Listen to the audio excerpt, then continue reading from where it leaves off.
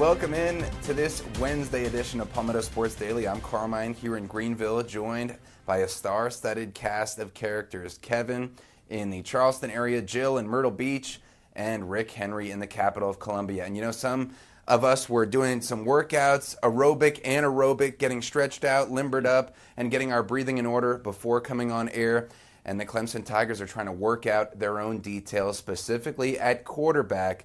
And our sports anchor, Caroline Sora, and myself were just at Clemson Football Media Day. We'll bring you this report about the replacement at the most important position for the Tigers.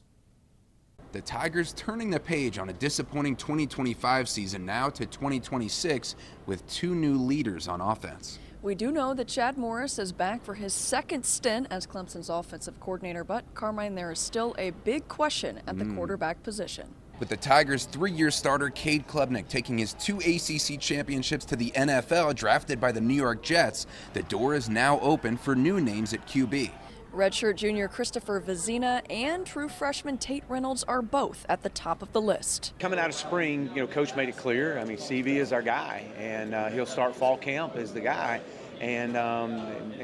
But there's also, Tate's right there, and had a really good spring and came on at the end. And I think there's a great competition going on, and I think we've got to have competition. That's the one thing that's been so unique about it. It's been super competitive, but yet it's been complimentary. And those guys all have an appreciation for each other. They care for each other, and that's all you can ask for in that from a competition standpoint. Former Clemson legendary quarterback Taj Boyd now on his former offensive coordinator Chad Morris's staff as quarterback's coach, saying Reynolds is a real spark plug. You love that for the room. You love that for CV. You love that for Trent Pierman. You love that for Chris Denson. And so, when those guys have each other to say, all right, well, who's going to take the lead? I'm going to do it. Well, now the question is when you walk into the room, who's going to follow? Boyd comparing the quarterback competition to his own time at Clemson, saying everything's a battle. And head coach Dabo Swinney saying their depth at quarterback this season is even better than the QB depth on their 2018 national championship team. We think we've got, 4 pretty functional guys at the position. That has not always been the case. I've said that many times. I mean, you go back to our national championship in 18, we had Trevor, Chase Bryce, and that was it. Your third teamer was Hunter Renfro. Your fourth teamer was Will Spires, the punter. So, and if you look around in today's college football, I think we're young and we're unproven, but I think we've got very competitive, talented guys in the room that are going to get better. The September 5th starting quarterback at LSU will look to help the Tigers bounce back from a rocky 2025. Their 7-6 record marking their worst finish in 15 years. Dabo and the team deciding not to bring a quarterback to speak to the media at this week's ACC kickoff event in Charlotte in favor of 3 other players, which he says is not a big deal.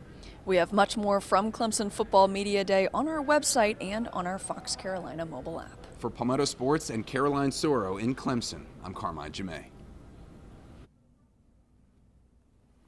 All right, so that's what a lot of the big discussion is, in addition to, of course, the Tigers trying to bounce back from their worst record in 15 years, like we mentioned there. I'm not surprised that Christopher Vizina is the leader coming out of camp because, of course, over Dabo's nearly 20 years leading the Tigers, that's the script. You go with the more experienced guy, redshirt junior Christopher Vizina, over a true freshman, especially guys in that ravenous, raucous atmosphere that is going to be at the other Death Valley, LSU, and Lane Kiffin's debut as their head coach. College game day is going to be there, one of the biggest opening games across the entire country. So I'm not surprised he's going with Vizina. Now, he only had that one start last year hosting SMU, where Vizina looked a little shaky in the first half, but then he came on strong with 3 touchdowns, 317 passing yards, no interceptions.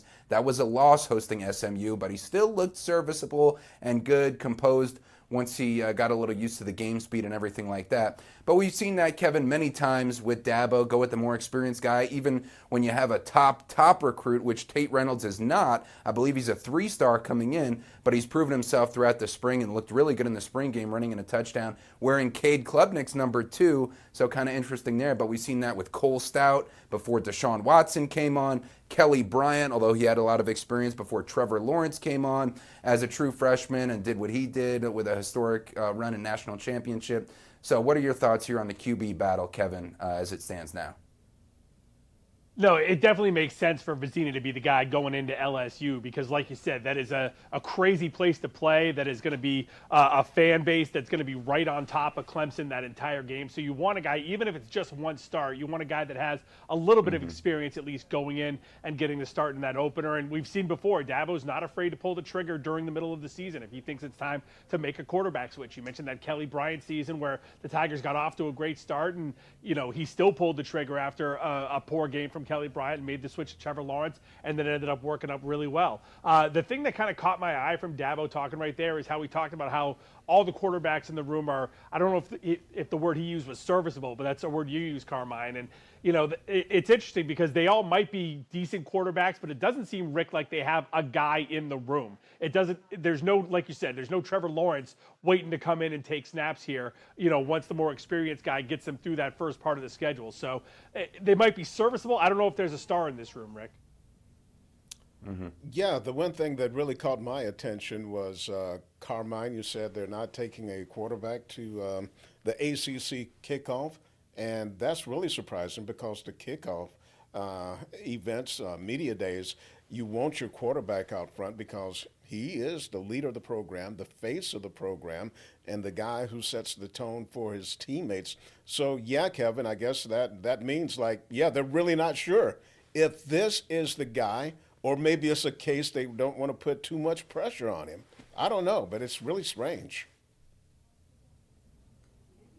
To me, what stands out in that particular situation is the word depth that he used. When you have four guys that are basically on almost an even playing field, you have in the back of your mind, one snap, one play, I could get beat out. So that kind of makes you want to push yourself and work even harder because iron sharpens iron, and a little competition is very, very healthy in terms of practicing. And I think that this is going to make this QB room very talented, and that depth is always great to have. But speaking of football, Coastal Carolina right now is at the Sun Belt Conference Media Days. This is the first time that Ryan Beard is at the Sun Belt Conference Football Media Days, as he is Coastal's new head coach. There's a lot of excitement and buzz just around this program so far. It's basically a brand new roster and a brand new team with close to 40 transfers coming in. Beard has really kind of lifted up Teal Nation in a way of, they're just not the old team that they were. And looking at last season, they went 6-7 overall and 5-3 in conference. But once again, this is practically a brand new team. And Beard really thinks that this conference can elevate this program. Here's what he had to say in today's media days. You've got an absolute map to go to the college football playoff. I think that's one thing that you can hang your hat on, and I also believe that rising tide lifts all ships. So shared success within the conference is important to each and every person. And you can go out there and walk the halls right now, and you've got tremendous head football coaches. You've got strong, quality men. You've got administrators like, again, Commissioner Gill and everybody he has in his corner that do things the right way. This is a professional setup. You guys are top-notch people out there doing your jobs the best way possible, and I know the Sun Belt Conference is a great conference to be in.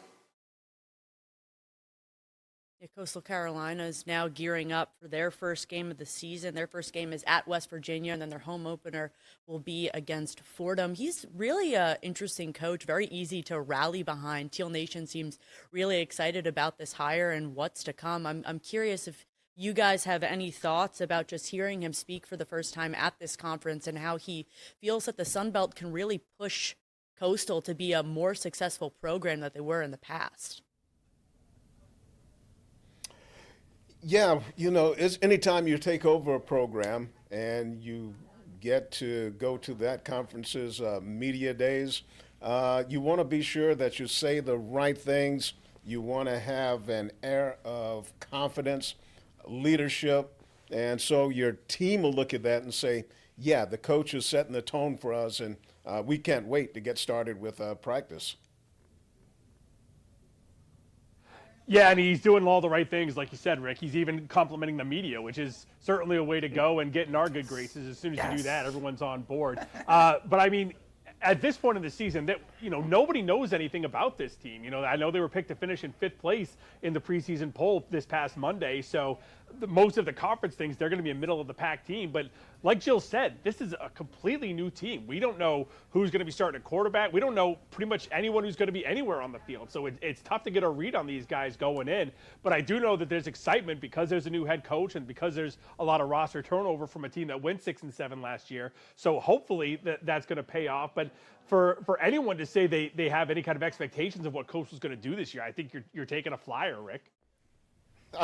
In this era of college athletics, you can say that about every football team this time of the year. Nobody knows anything about their teams because of all the roster turnover. All right, we're going to shift gears now and talk a little high school football because in like a month, we're going to be talking about week 0, week 1, a new season for all of the high school teams around the state. And we're going to get a taste of the high school football season right here on Palmetto Sports and Entertainment with a 6-part docuseries that airs tomorrow, makes its debut tomorrow, I believe at 7 o'clock, right here in Palmetto Sports and Entertainment. And this evening in Columbia, there's going to be a screening for Underestimated. It's about the Lower Richland High football program. It follows the Diamond Hornets' journey as the team navigates classification changes, limited resources, and the weight of expectations or the lack of them. It's an underdog story that's more than just football. It's a story about heart, community, and young athletes striving for opportunity and legacy. Now, they followed their 25 seniors, I guess, over the course of 5 seasons, telling their story. And here is a trailer for Underestimated. This season, they aren't chasing attention, they're chasing respect. And before it's over, the Diamond Hornets will make everyone remember one thing. No fear, all heart, earned in silence, proved in victory. Underestimated. A Lower Richland football story. Let's go, family on 3, family on me. 1, 2, 3, family! Let's go now!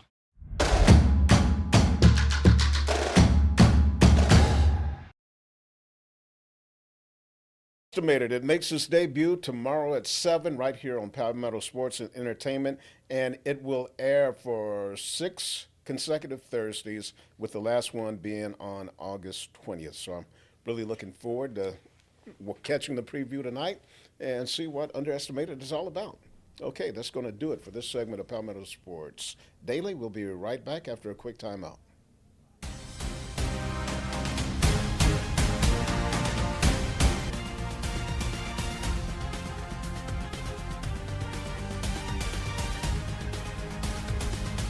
Welcome back to Palmetto Sports Daily, where it continues to be talking season ahead of football season. And talking today to kick off the ACC kickoff was the ACC commish, Jim Phillips, and he was talking about a tiebreaker situation, what college football playoff structure that the ACC is going after, which is now they're rooting for 24 teams as far as the ACC's stance on what they hope that the college football playoff expands to.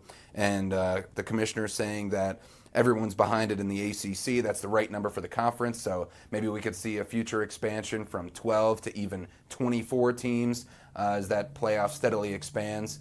But also what we're talking about in this instance is the Clemson connection to tampering, where we covered extensively on this show and discussed it, the tampering timeline that Dabo Swinney laid out in January of linebacker Luke Forelli, the former ACC Defensive Rookie of the Year from Cal, who was practicing with Clemson.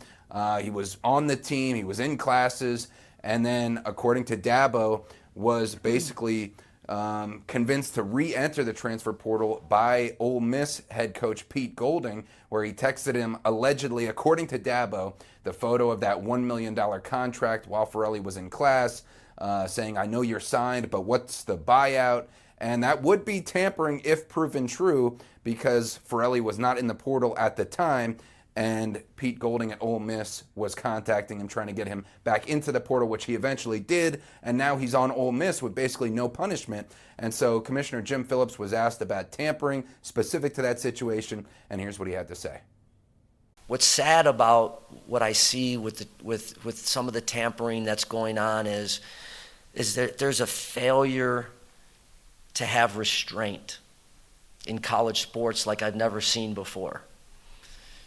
Tampering, expenditures, how we don't maybe work together collaboratively as much as we should, and that has to change. It just has to. So again, I can't emphasize enough. Individuals that have information about tampering need to continue to come forward on that, and then there has to be consequences. And until there's consequences, then we'll get similar behavior. Very simple concept, and right now there's been basically no consequences from what we can tell for Luke Farrelly and Ole Miss and Pete Golding, who just continues to talk about everything from Lane Kiffin, the former head coach of Ole Miss, now at LSU. And he's basically going, Kevin, with the brazen approach. And, hey, if I'm not getting any punishment, I'm just going to keep going and doing what I want and making things happen. And, I mean, Rick and Kevin, you guys both have kids. If there's no consequence for the kids, they're probably going to continue their poor behavior. And that's basically what we're seeing with tampering, as Jim Phillips just said there, Kevin. Yeah, and if he wants an answer for this, for how to figure this out, they have to go and come up with some punishments for this. The ACC has to go to the SEC. They have to go to the NCAA as a whole and come up with some kind of stern rule that says if you do this, you will be penalized. Otherwise, really, if you're Pete Golding or if you're any coach and you're not doing all you can to bring the best team to your school and make sure they can win games, are you doing enough?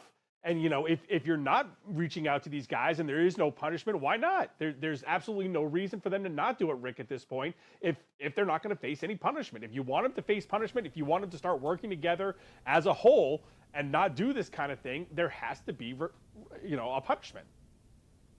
Yeah, that's why the NCAA leadership is just completely useless. They should have jumped on this right from the beginning, hand down some punishment to Ole Miss, make a ruling on the eligibility of the player.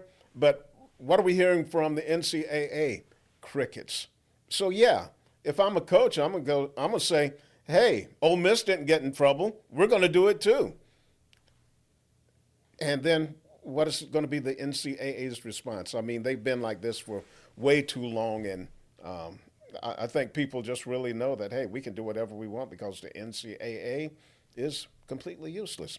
All right, we're going to take a time out, and we'll be back with much more here on Palmetto Sports Daily.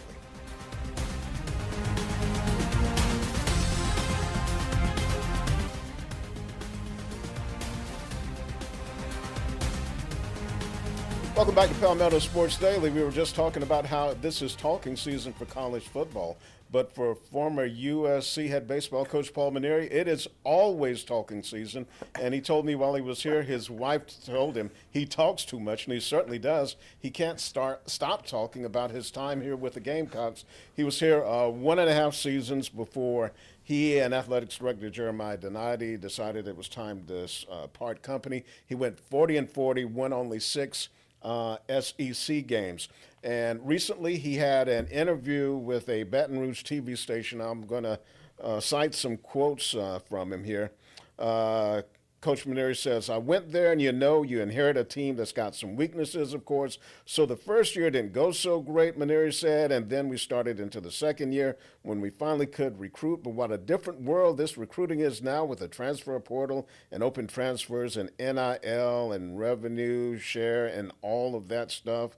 And then following that blowout loss to Arkansas on March 20th when they gave up 22 runs, current athletics director Jeremiah Donati and Mainieri met to discuss the program's future. And Mainieri says, we just kind of agreed that it was time for me to head back to Baton Rouge, where I would go home and maybe they would try somebody else because it was going to take time there. I really didn't have the time at my age. I always felt the job there was going to be a temporary assignment, but he thought he could put in 2, 3, maybe 4 years. Now, that's quite a difference from when he was hired, when he said, hey, he didn't have a 2-3 year plan.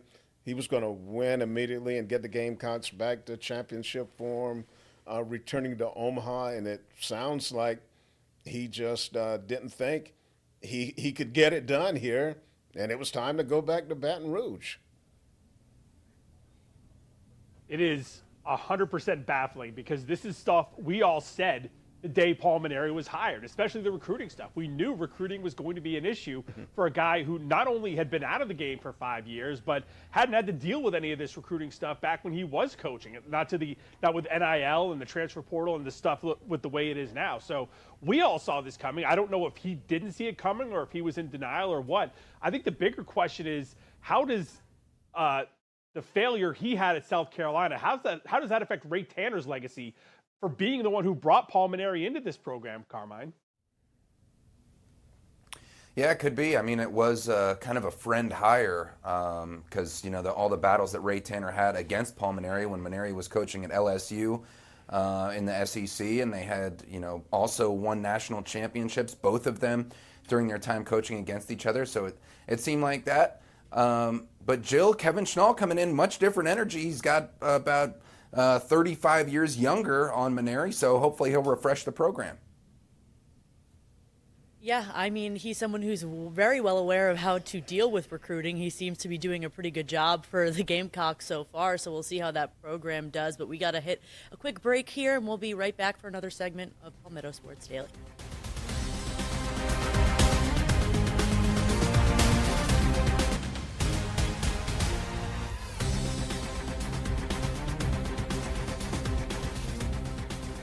Wrapping up this Wednesday edition of Palmetto Sports Daily, and tomorrow check us out right here on this same show and also in podcast form because we have the ACC kickoff with the Clemson Tigers speaking again. We'll hear from Dabo along with 3 different players, none of them a quarterback. How big of a deal is that? We'll have more information on that tomorrow, and then SEC Media Days next week. But for now, we'll see you tomorrow.